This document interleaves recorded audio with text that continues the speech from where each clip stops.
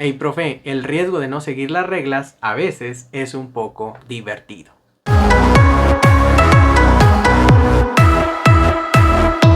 Ya sabes, like, suscríbete, campanita, compárteme en tus redes sociales para llegar a más personas. Comencemos comenzando. Cuando fui alumno de educación secundaria, mi escuela era grandísima, tan grande que las canchas o algunas de ellas estaban pues un poco lejos de los salones, y para llegar a ellas había unos árboles muy frondosos llamados ficus, esos que levantan banquetas, y a veces también se dificultaba ver de los salones a lo que había en esas canchas. Parte de mi primer año en esta escuela pasó normalito, y refiriéndome a la zona donde estaba, pegada a una carretera federal a las salidas de mi ciudad, había ciertos atajos para llegar detrás de mi escuela, y al llegar por esa parte teníamos que cruzar un fraccionamiento, un arroyo y luego pasar por debajo de las guías de púas para ingresar a esas canchas. Yo estaba en el turno vespertino. En algún momento se me hizo la invitación, en vez de llegar por la entrada principal formal a la hora de la entrada, pues optara por este segundo atajo. Y para ese entonces, cuando nosotros ingresamos por ahí, los prefectos y todos los maestros ya andaban locos porque ya se iba a cambiar el turno. Y ya sabemos qué pasa a mediodía cuando ya todos se quieren ir porque los de la tarde vienen. Pues no había la atención para ese lugar de esa escuela. Jugábamos fútbol y disfrutábamos esos momentos. Alguien llevaba un balón, una pelota, cascareábamos, y ya a la hora que veíamos que se estaban llenando los salones, pues ya llegábamos al de cada uno de ellos. Tanto había alumnos de primero, de segundo, de tercero. Había buena amistad hasta cierto punto con esas personitas que llegamos por este atajo. Realmente no era burlar las reglas de la escuela como tal, pero sí reconozco que la gran mayoría de los que lo hacían era porque les facilitaba la entrada por ese lugar que ir a todavía rodear la escuela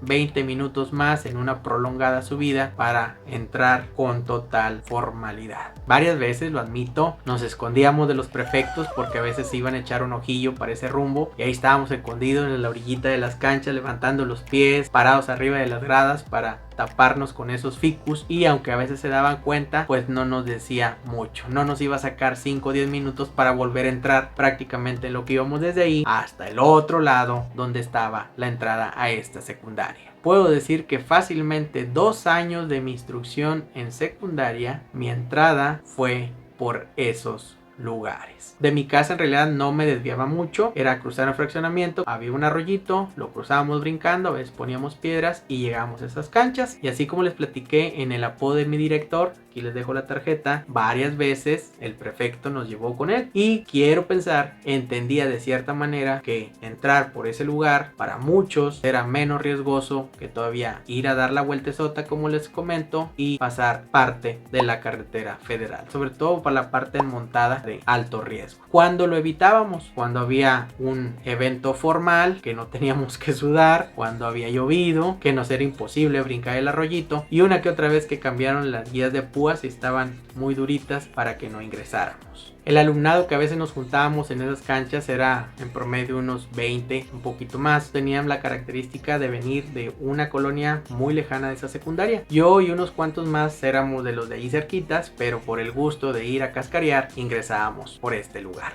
Muchísimas gracias por tu atención. Déjame en los comentarios algunas situaciones parecidas en tu educación cuando tú fuiste alumno de secundaria. Y recuerden que todos fuimos alumnos.